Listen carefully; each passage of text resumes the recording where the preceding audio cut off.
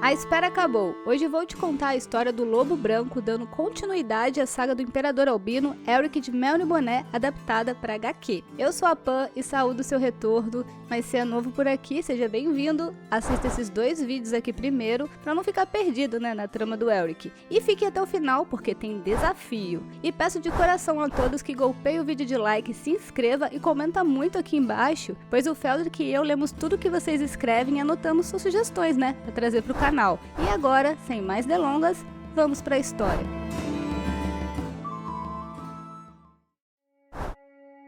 No vasto oceano, uma caravela veleja. As mãos pálidas e feridas de um homem são vistas sobre o casco da embarcação. O albino está há 1 ano longe de casa, longe de tudo que um dia governou. Mas ele não é o único a bordo. Há uma tripulação que se encontra retraída. Mais à frente, um porto os recebe timidamente, abatido pelas marés. O albino, com a espada negra presa às costas, se prepara para saltar e seguir o seu caminho sozinho. Afinal, Lobo Branco é como Elric é conhecido agora. Elric, quase reconhecível com suas novas vestes, observa a embarcação levantar âncoras, enquanto pondera sobre sua realidade, desejando que fosse apenas um devaneio, pensando em Simoril, sua amada, e em tudo que viveu longe dela, já que seu último ano foi um pesadelo. E mais recentemente, recorda da tripulação do Capitão Cego que o abrigou. Enquanto se afasta do porto e a embarcação desaparece no mar, Elric continua a lembrar dos estábulos onde dormiu, da fome que passou, do frio e da solidão que enfrentou. Abdicou de tudo para salvar Simoril, até mesmo fugiu do próprio destino. Bem longe do litoral, a neve molda o caminho. Elric percorre o trajeto a cavalo, discutindo com Stormbringer sobre a aquisição da montaria. Diz ter pagado pelo cavalo, pois não saiu de Mel e Boné para arrastar a morte e satisfazer Arioche. Stormbringer, a espada devoradora de almas, rebate que não se trata apenas de sangue, mas de se alimentar para sobreviver, já que a neve o enfraquece. Com um movimento brusco, o cavalo para, mas um homem em desespero aponta no caminho. Atrás dele, uma cavalaria se aproxima, brandindo lanças ao vento. Uma lança corta o ar e atravessa o corpo do fugitivo. Ele cai aos pés de Elric e suplica por misericórdia. Enquanto seus perseguidores se aproximam a galope, o homem continua a implorar. Nesse momento, Stormbringer instiga Elric a matar. Mas o Lobo Branco decide seguir seu caminho, abandonando-o à própria sorte. Em seguida, uma segunda lança rompe a carne do sujeito. Determinado a não se intrometer, Elric avança. Contudo, o destino desafia, trazendo adiante um grupo de mercadores de escravos. Elric não passa despercebido. A multidão o observa com o senho franzido e o desdém esculpido no rosto. No entanto, um dos escravos tenta chamar a atenção do viajante. Inclusive, propõe-lhe um acordo, sua liberdade em troca de ouro. Mas um soco no rosto o silencia. O carcereiro que o puniu murmura que irá vendê-lo. Elric logo questiona qual seria o preço, de uma alma humana.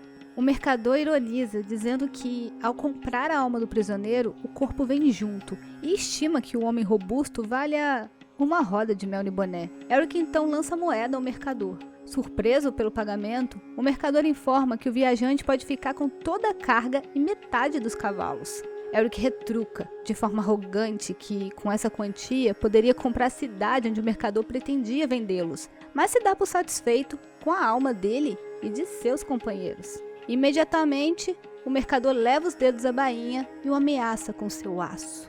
Logo, os outros mercadores cercam Elric e Stormbringer vibra, exigindo sangue para se alimentar. O mercador cospe suas últimas palavras enquanto o aço o atravessa. Ao avistar a espada negra, os outros mercadores ficam assombrados ao se darem conta de que estão diante do Lobo Branco. Como sentença, Elric anuncia que pagou pelas almas e, portanto, irá recolhê-las. Dito isso, empunha sua espada com precisão e a gira com afinco. Stormbringer aproveita a colheita, debruçando-se sobre cada corpo com um apetite feroz e implacável, enquanto Elric urra como um demônio selvagem. Com um golpe letal, os últimos mercadores são abatidos. Os prisioneiros ainda não conseguem acreditar no que testemunharam. O campo de batalha se transforma em um cemitério. O prisioneiro que ofereceu ouro a Elric tem a coragem de se expor. Admite que o método de Elric é eficiente, porém intrigante, mas não imaginava que havia prometido ouro a um homem que claramente possui mais do que ele. Ainda com sangue quente, Elric lhe responde: quem disse que não paguei pela tua alma também?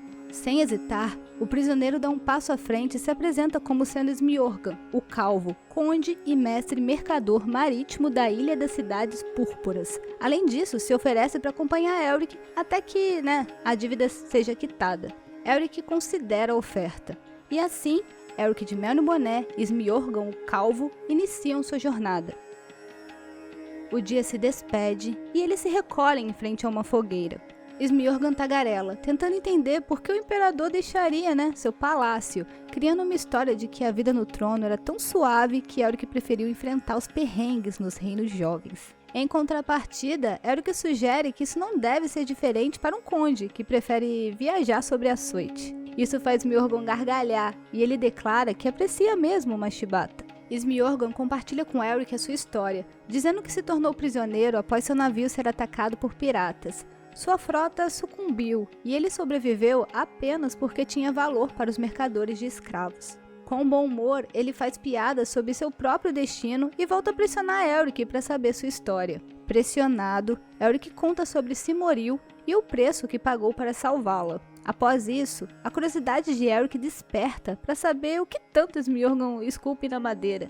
O Conde do Mar revela que está criando um totem para afastar os fantasmas. Nesse momento, Elric aponta para Stormbringer e o conforta, afirmando que as almas dos fantasmas foram ceifadas.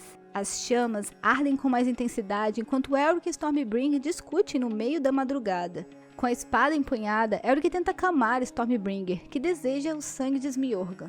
Elric contesta, dizendo para deixá-lo em paz, pois o destino nunca lhe trouxe alguém sem razão, e pede que Stormbringer pare de ser ciumenta.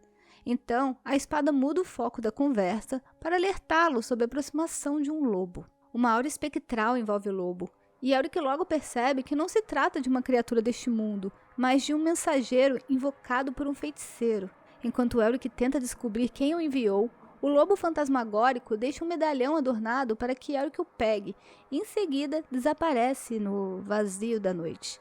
No dia seguinte, o sol o saúda das alturas. Smjorgan faz uma piada sobre o lobo fantasma, sugerindo que deveria ter talhado uma efígie mais eficaz. Ao examinar o medalhão, o conde reconhece o emblema do rei Jarco e a insígnia dos príncipes mercadores de Dacus. Elric confessa que nunca esteve em Dacus, mas que se alguém se esforçou para localizá-lo, seria prudente investigar. No caminho para Dacus, Smjorgan revela que tem amigos por lá e que lhe devem favores. Ele também menciona que nessa cidade, quem tem influência é quem possui mais dinheiro no bolso. Em teoria, o rei Demet governa, mas quem mantém a ordem dentro das muralhas é a Guilda dos Mercadores. Finalmente, Elric e Smjorgan chegam a Dacus e caminham por entre uma multidão festiva. A festividade se estende por toda a cidade, e Elric se surpreende ao ouvir cânticos e rituais dedicados aos Senhores do Caos, semelhante aos de Melniboné. Isso o surpreende porque ele esperava encontrar um povo devoto aos Senhores da Lei. Então, Smjorgan explica que essa situação tem mudado com o tempo, à medida que a irmã do rei e seu conselheiro feiticeiro ampliam a sua influência. A propósito, a princesa, chamada Ishanna, participa do desfile. Elric e Smjorgan a observam enquanto ela é ovacionada pelo povo e percebem que também estão sendo vigiados. Elric e Smjorgan caminham entre a multidão tentando despistar os perseguidores. No entanto, o Albino logo decide enfrentá-los. Ao se aproximar dos sujeitos, é recepcionado com uma cordialidade inesperada. E sem rodeios, Elric rejeita a hospitalidade e vai direto ao ponto, pedindo para ser levado até seu mestre. O lacaio não apenas aceita o pedido, como também solicita que o sigam. Durante o trajeto, o serviçal revela que sua senhora deseja agradecê-lo por ter resgatado seu medalhão e por tê-lo trazido de volta. Em seguida, ele conduz Elric e Smjorgan até um barco. Navegam por um lago, e Smjorgan fica impressionado com a imensidão do lugar. Elric, por outro lado, não acha grande coisa. Segundo ele, a Caverna dos Dragões de Melniboné é ainda mais deslumbrante. Ao desembarcarem, o lacaio imediatamente pede que entreguem suas armas. E é claro, que Elric se recusa a obedecê-lo. Do alto da escadaria, uma mulher repreende a atitude de seu vassalo, dizendo que não é assim que se deve tratar o imperador e um conde. Ela se apresenta como Veislis, herdeira da Guilda dos Príncipes Mercadores. Weasley se aproxima dos convidados para saudá-los. Em seguida, Weasley pede que suas criadas conduzam o conde para desfrutar de sua hospitalidade. Eric mostra o medalhão e Weasley diz que precisam conversar. Enquanto Smeagol sai acompanhado por mulheres, exibindo claramente sua satisfação, Eric e Weasley tomam outra direção. Num salão ainda mais majestoso, Weasley pede desculpa pelo comportamento de seu lacaio, explicando que nunca receberam mel nimoniano antes. Ela pergunta se devem temer a sua presença. Eric responde que não, mas observa que não pode falar pelo seu primo Ircon, que agora ocupa o trono. Logo em seguida, o Lobo Branco pergunta por que foi chamado e expressa suspeitas de que Weasley não seja usuária da poderosa magia. Então ela admite que lhe falta magia, mas que tem dinheiro, o que para ela é equivalente. Irritado, Eric supõe que ela deseja pagar-lhe para proteger sua cidade. No entanto, a mulher fica cabisbaixa e nega, dizendo que só quer ser retirada dali. Em frente a uma fonte, Eric refuta o pedido, dizendo que não está interessada em livrar a princesa do tédio de seu castelo. Ela o encara furiosa e explica que só quer que ele seja uma chave. Chave para quê? Ele quer saber. Então Weasley revela que há uma passagem além do tempo, oculta até mesmo dos deuses. Trata-se de uma ilha criada por um feiticeiro melniboneano chamado Sashif-Dan. Não sei como pronuncia, mas enfim, Weasley não sabe o que há nesse lugar, mas menciona que seu amado está aprisionado nesse plano. Ao ouvir o nome do feiticeiro, Eric se espanta e diz que Sashif era o campeão de Mabelode, conhecido como Devorador de Almas. E novamente, Eric nega o pedido da herdeira. De repente, Weasley pergunta se Eric sabia que Sashif se exilou por amor, assim como ele fez por Simoril, o que o surpreende. Enquanto Weasley conta a história do feiticeiro melniboneano Sashif, a imaginação de Eric se volta a Melniboné, agora governado por Ircon. Weasley relata que Sashif foi o melniboneano mais cruel e por isso foi disputado por todos os senhores do caos, aos quais honrou com sacrifícios. Entre os senhores, quem mais se destacou foi Mabelode, que ofereceu a Sashif vida eterna, mas exigiu, como sacrifício, Gratesha. Acho que é assim que fala, que era uma humana que havia conquistado o coração de Sashif. Dizem que Sashif negou o pedido, mas reza a lenda de que Gratesha se jogou espontaneamente no abismo para garantir o poder que seu amado tanto desejava. Com essa história, Weasley tenta tocar o coração de Eric. Gaivotas voam no céu azul, enquanto Eric deixa a cama de uma mulher. Agora é revelado que eles navegam em alto mar. Eric sobe a conversa, onde Smeagol recebe no leme com piadas sobre o envolvimento dele com Weasley. E em seguida, Smeagol pergunta se realmente podem confiar na princesa dos mercadores. Smeagol informa que está perdido, mas Eric lhe diz que não é uma ilha, e sim um portal.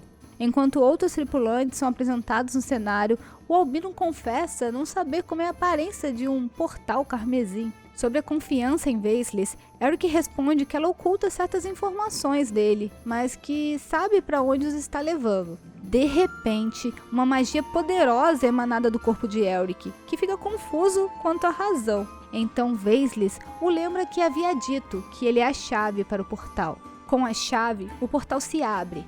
Ao atravessá-lo, a embarcação ameaça tombar, e a tripulação se agita nervosa. No entanto, ninguém está tão abalado quanto Eric, cujo rosto está marcado pelo pavor. Com os braços abertos, Weasley vibra, comemorando a proximidade de encontrar o seu amor. Logo, eles são tragados pelo portal.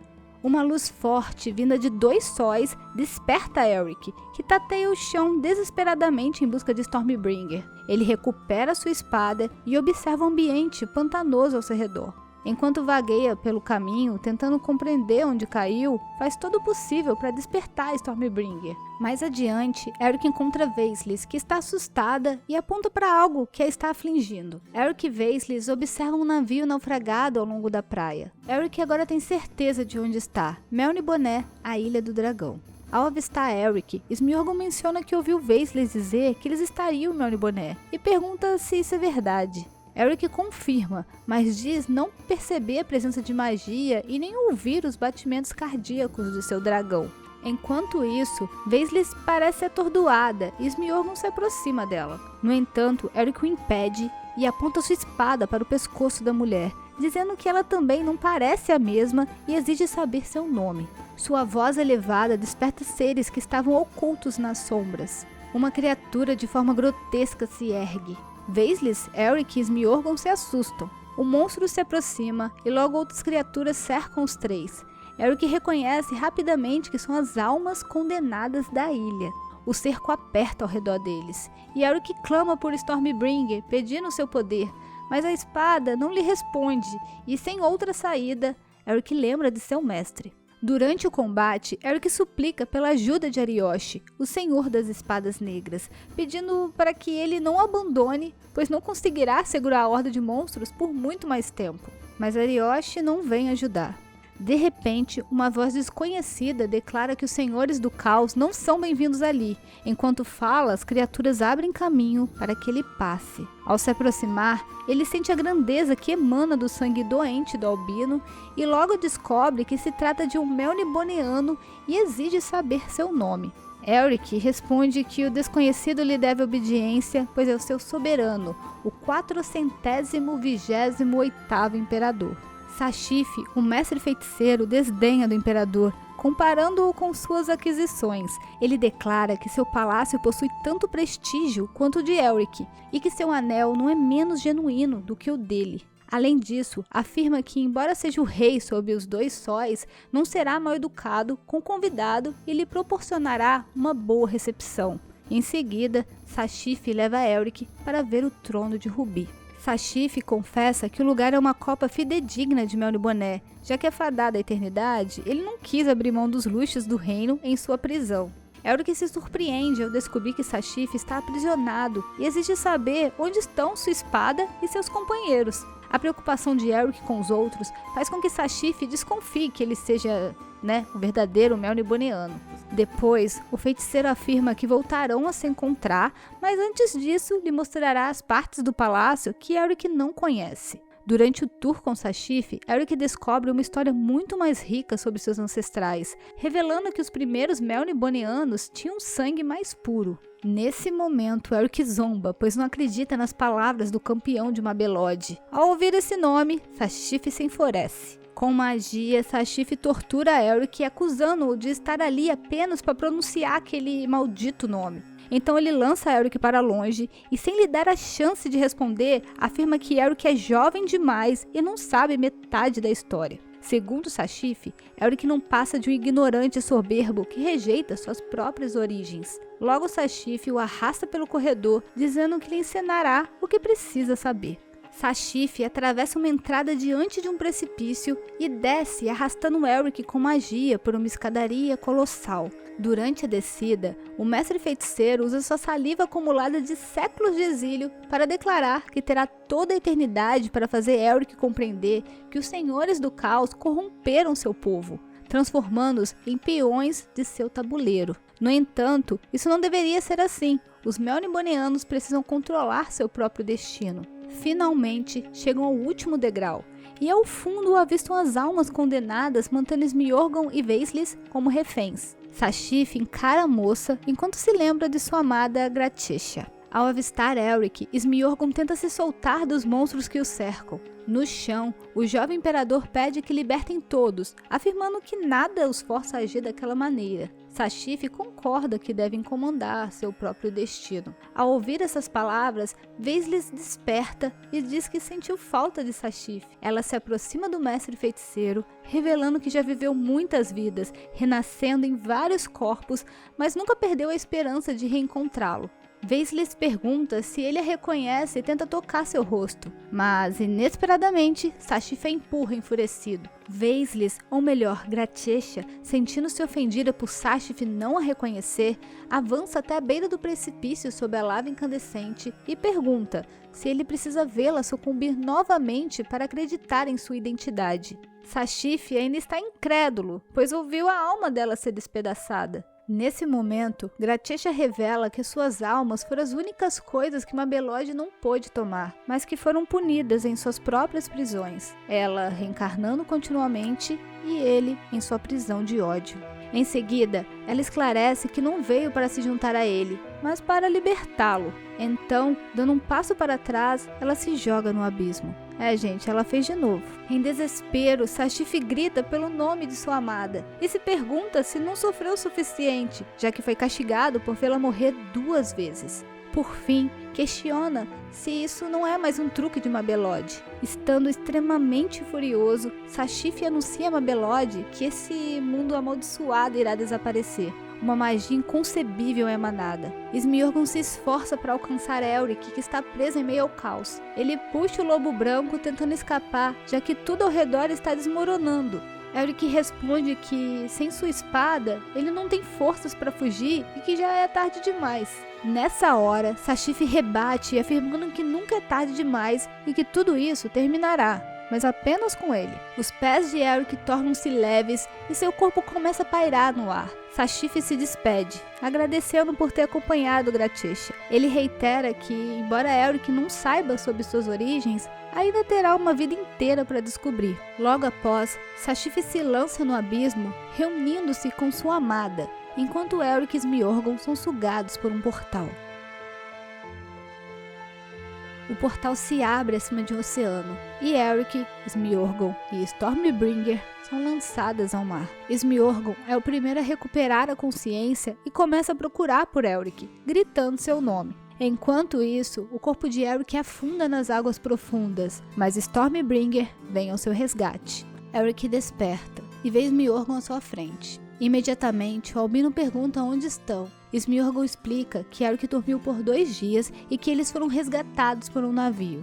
Elric reconhece que deve sua vida a Smiorgon, mas o calvo responde que foi a espada que o salvou. Ele relata que Elric subiu à superfície com a espada empunhada, como se a arma tivesse vontade própria. Após isso, Elric pede ajuda para se levantar, pois deseja conhecer o capitão. Então, Elric e Smiorgon atravessam o convés sob o olhar atento da tripulação. Do alto da embarcação, o capitão acena para o imperador e o recebe cordialmente, perguntando como deve se dirigir ao imperador, já que não teve essa experiência antes. Elric responde que o homem que o salvou não precisa dessas formalidades. À medida que a conversa avança, o capitão revela que está levando Elric para onde ele desejar, pois deve ser o único que não quer a recompensa oferecida pela sua cabeça. Assim, Elric descobre que Irkon está incendiando países na sua busca por ele. De repente, uma sombra se projeta sobre o navio e todos olham para cima, aterrorizados com o que vem. São dragões com cristas de rubis. Eles sobrevoam o navio antes de seguir para outra parte do oceano, onde uma frota de Melniboné os aguarda. Os dragões melnibonianos retornam aos seus mestres. A bordo do navio principal, o mensageiro reporta as informações obtidas na cidade de Dakos e recebe ordens para destruir todos os reinos jovens, se necessário. Conhecemos então com mais detalhes a embarcação melniboniana, que abriga um grande exército, escravos e um trono majestoso ao centro. Na posição superior da embarcação está Simoril, com uma aparência renovada. É ela quem deseja vingar-se de Elric e castigá-lo por tê-la abandonado. Aposto que você pensou que Irkon estava por trás dessa vingança, não é? O que achou desse desfecho? Chegamos ao fim de O Lobo Branco, mas ainda temos a cidade que sonha. Comenta aqui embaixo se você quer a continuação e aí vem um desafio. Se chegarmos a 200 comentários, eu trago a continuação para o canal, combinado? Não se esqueça de se inscrever, curtir e comentar, porque produzir um vídeo desse, dá um trabalhão e preciso da sua ajuda para continuar criando mais conteúdo. Então é isso, deixo 2 vídeos aqui na tela para você conferir e nos vemos em breve.